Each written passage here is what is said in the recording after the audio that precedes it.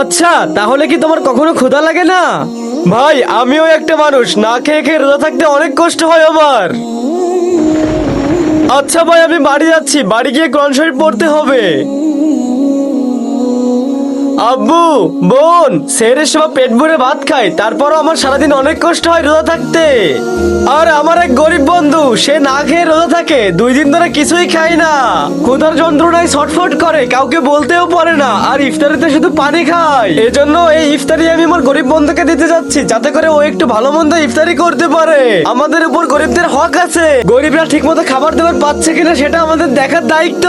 রমজানে বেশি বেশি গরিবদের সাহায্য করা উচিত। বন্ধুরা, তোমরা যারা ইসলামিক ভিডিও দেখতে ভালোবাসো, শুধুমাত্র তারাই এই ভিডিওটি একটি লাইক করে আমাদের চ্যানেলটি সাবস্ক্রাইব করো। সাব্বাস বাবা, আজ তুমি রমজানের আসল গুরুত্ব বুঝতে পেরেছো। আজ থেকে আমাদের প্রতিবেশীদের রোজ ইফতারি দেব, ওদের আর না খেয়ে থাকতে দিব না। চলো আমরা ইফতারি দিয়ে আসি।